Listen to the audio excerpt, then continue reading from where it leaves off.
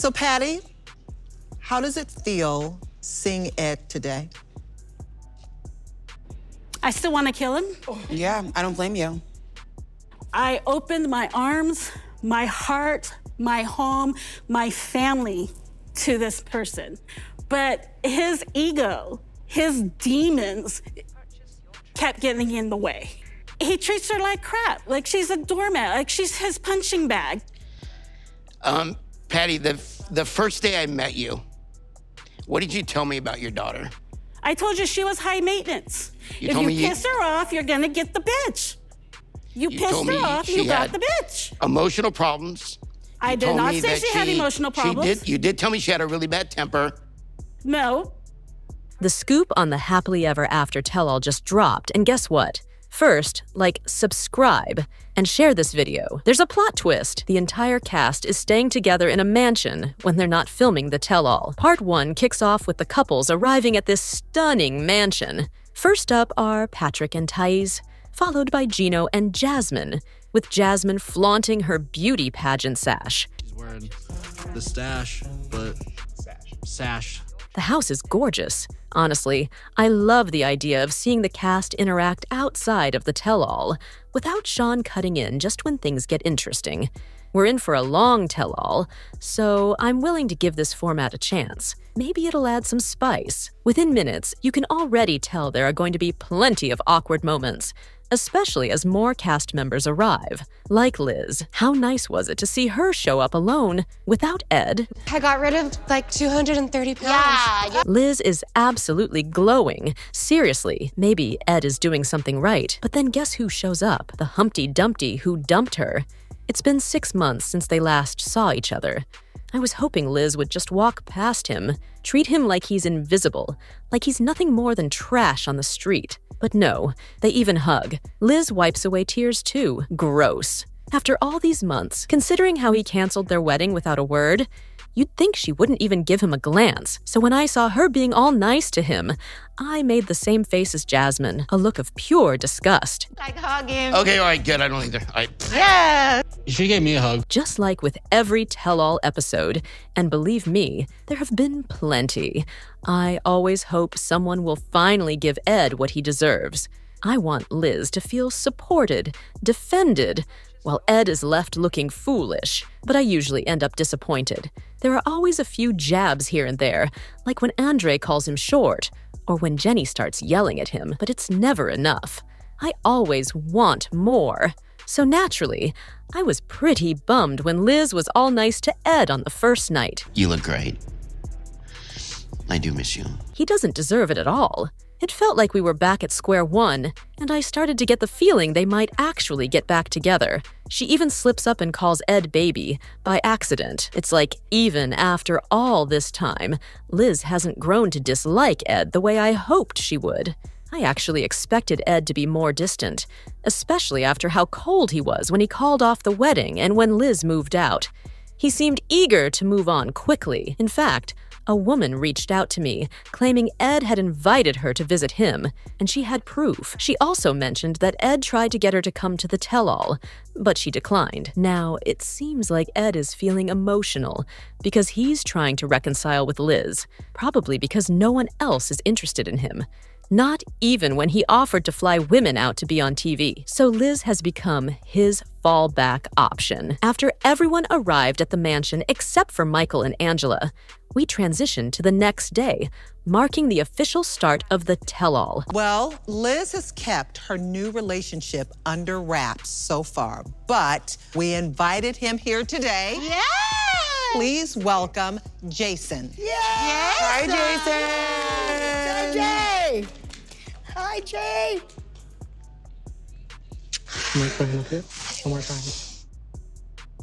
Meanwhile, everyone is finishing their preparations, and Michael eventually shows up, though Angela is initially nowhere to be seen. The cast keeps commenting on how they're eager to hear Michael's side of the story, as this is finally his chance to speak for himself. But, predictably, the moment is short-lived because the Crypt Keeper, as some have nicknamed her, makes her entrance. Her presence on the screen is baffling, and I refuse to show her leathery face. Angela immediately starts bossing Michael around, forbidding him from joining the other cast members. Thankfully, her ranting is interrupted as the tell-all officially kicks off, with an announcement that Nicole and Mud won't be attending. No explanation is provided, but those who've been following the show might have noticed their absence toward the end of the season. Apparently, a few months ago, Mud was arrested and charged with misdemeanor domestic violence after an incident involving Nicole. Not many details have been released about the incident. It's unclear whether the show decided not to invite them or if they chose not to attend. Given Angela's presence, it's hard to believe they weren't invited. The tell-all begins with introductions, and Ed and Liz's segment is first. They dive into their breakup this season, and unsurprisingly, Ed starts spewing nonsense. Back at church, I help usher on every Sunday. Having a relationship for me right now is probably the furthest thing from my mind. Let me add some context to Ed's claims. He's now portraying himself as a devout churchgoer, often mentioning in interviews his desire for a good Christian woman. Ed claims that during the 6-month period after his breakup with Liz, he focused on self-improvement and wasn't interested in a relationship. However, a woman who reached out to me shared some text messages that suggest otherwise. These messages clearly show that Ed hasn't changed. He's still the same slimy, unpleasant person we've always known. In fact, he even offered to fly her out for the tell-all episode during the time he was supposedly working on himself. This narrative of being a reformed, church-going man is just a facade. He's not upset because he's making progress. He's upset because he couldn't find someone to accompany him to the tell-all. Ed's attempts at dating are failing, not for lack of trying, but because nobody wants to be with him. They dive deep into the infamous taco pasta wedding cancellation, laying everything bare for the cast, how Ed called off the wedding without even bothering to tell Liz. Now, the entire cast knows, everyone knows, and Ed can no longer play the victim to squirm out of this mess. But of course, he tries. He becomes completely unhinged, especially when Liz recounts how she lost her composure in front of his family for the first time, with his sister there to witness it all. It was mortifying for him. There's simply no excuse for canceling a wedding without informing Liz, yet all Ed does is shift the blame onto her, projecting everything. I can't change who you are. You did this. You have a temper, and so forth. Just as the conversation is heating up, Sean interrupts. This is exactly what I'm talking about. Why cut in when things are getting juicy? Sean steers the conversation toward the scene where Ed went to the bar. If you remember, Ed was supposed to meet Liz in person after canceling the wedding, but she didn't show up, citing that it wasn't a healthy environment for that discussion. I was curious about what she meant by that. But honestly, Sean, let the cast tear into Ed without breaking the momentum. Not even the lure of a free flight and the chance to be on TV could save Ed.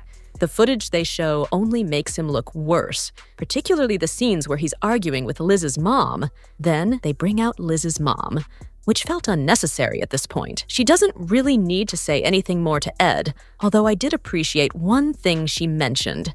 But what I'm absolutely loving is the fact that Liz is finally standing up for herself. She's got support, and no one, except Ed, is blaming her for any of this. She's not just sitting there taking his nonsense and crying.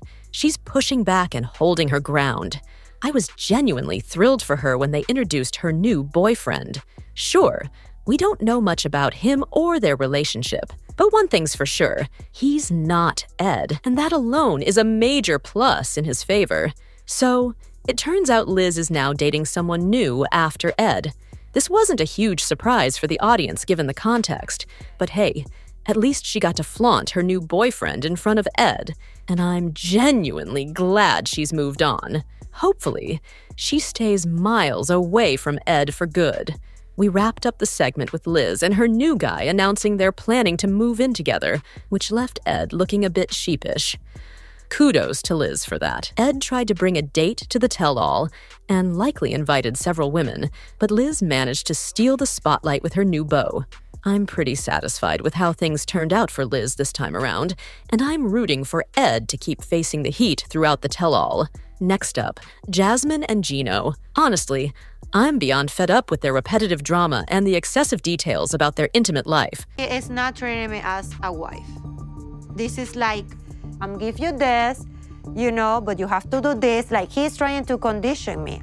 And this manipulative psychology he's trying to use on me, that is used to train dogs. I'm not a freaking dog.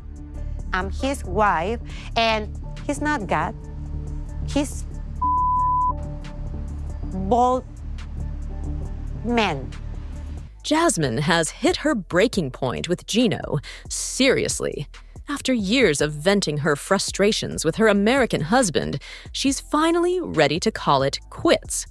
A decision that took everyone by surprise.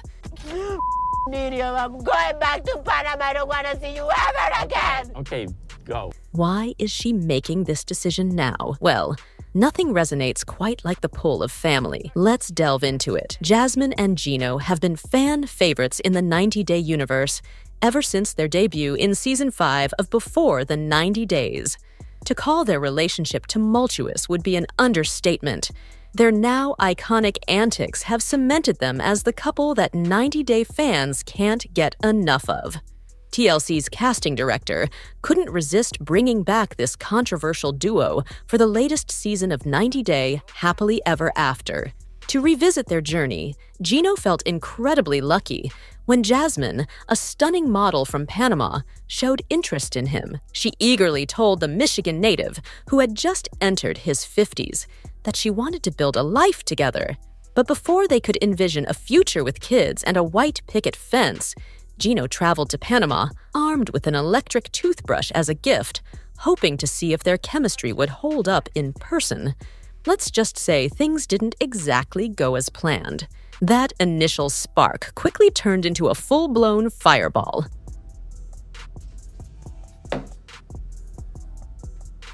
What did you say? The man who is terrified of taking off his hat soon learns that Jasmine's temper is something to behold. The Panamanian beauty can go from calm to volcanic in a heartbeat, and when she erupts, it's definitely time to take cover. Jasmine is a woman who knows exactly what she wants and refuses to settle for anything less. While Gino likely found her determination charming at first, it quickly became exhausting with all the constant fighting. This couple has been through more ups and downs than a wild roller coaster ride. After countless arguments, some inappropriate messages sent to an ex, a few cosmetic enhancements, endless cheating accusations, a $270 engagement ring, and the unforgettable moment when a toothbrush was flung out the front door, Jasmine took the plunge and proposed. Against all odds, they actually made it to the altar, securing their place among the top 10 jaw-dropping moments in the 90 Day franchise. Fast forward to the latest season of Happily Ever After, and we find them, surprise, surprise, still bickering over finances. This time, however, fans thought Jasmine had a valid point. Gino had promised to bring her children to the US, but he just needed more time. They had only been married for a short while when filming resumed, yet the kids were still in Panama. Why? Gino had quit his job at the beginning of the season and was living off his savings and retirement funds to support both himself and Jasmine. Unfortunately, he just couldn't scrape together the $55,000 needed to bring the kids over. And I'm telling you, I don't have $5,000 to pay for a lawyer. I'm going to do it myself. Jasmine was struggling to adapt to her new life with Gino, and fans speculated that it might be because she simply doesn't like him. Others noted that uprooting your life to a different country, leaving behind friends and family, is no small task. Then there's the fact that her incredibly close friend, who also happens to be her ex, is still in the picture. At this point, Gino and Jasmine might as well rebrand themselves since Dane seems to have become a permanent fixture in their relationship. Jasmine has essentially admitted to cheating on Gino with Dane at least once, which she justified by telling Gino that he's the best partner she's ever had. Talk about mixed signals. If you thought the Dane saga ended after one dramatic fight and an apology letter, think again. Dane has been making regular appearances on the show ever since, and everyone assumed Jasmine was just bringing him up to get under Gino's skin. However, it turns out that's only part of the story. Apparently, Dane is still funding Jasmine's lavish lifestyle, and she doesn't seem to have any problem with it. In the latest twist, Gino was shocked when Jasmine proudly revealed that she had treated herself to a brand new set of butt implants. Surprisingly, Gino didn't seem to mind the results at all. One of Gino's main complaints was that Dane had stepped in like a knight in shining armor, covering the costs of Jasmine's new enhancements. Gino contributed as well, but not because he wanted to share the expenses with his then-fiancé. In reality, he had sent Jasmine money to buy her wedding dress instead. So why does she think this is okay? Jasmine's reasoning was simple. Why not? After all, Gino was the one who chose to quit his job right after they got married. If he can't afford her surgeries, but Dane can, what's the problem? And if you think the most outrageous part of their relationship was the infidelity, the deception, or the lavish spending on cosmetic procedures, think again. The real bombshell dropped in June 2023, when they actually tied the knot. Now, nearly a year later, the couple isn't exactly basking in marital bliss. Their high points are few and far between. But who's keeping track? Well, apparently, Jasmine is, or at least she was. For the first time, Jasmine is facing reality and wrestling with some doubts. What sparked this revelation? The Panamanian model recently received their wedding photos, and as she went through them, she realized she was far from happy in her marriage. Let's hope Gino skips this episode. The only thing that makes him that excited is American football. And it's very hard to compete against that. Jasmine opened up about her marriage in detail. Was it harsh? Absolutely. Yet some fans saw a different side to the usually fiery Jasmine. This might have been her most genuine moment on camera.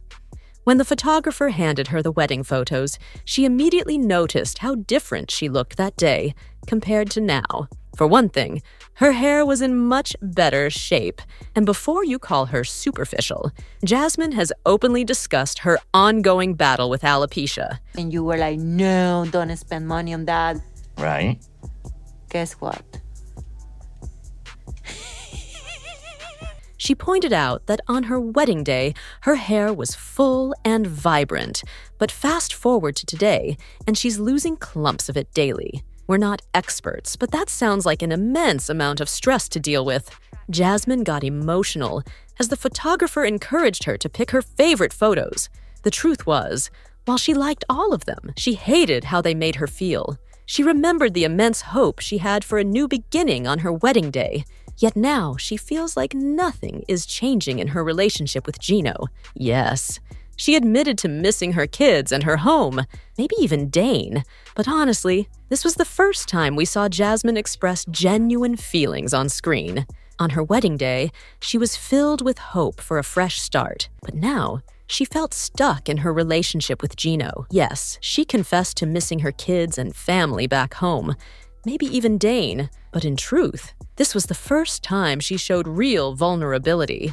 Often portrayed as the villain on the show, known for her shouting matches with Gino and her secretive conversations with Dane, this time was different. She confessed to the photographer, who looked genuinely concerned for her that she might have rushed into marrying Gino. And then came the bombshell. She said it was over. Yes, she used that word. She was ready to pack her bags, sign the divorce papers, and end her marriage for good. But it's not exactly an easy decision. Everyone knew that Gino was stepping into a challenging situation when he decided to spend his life with Jasmine.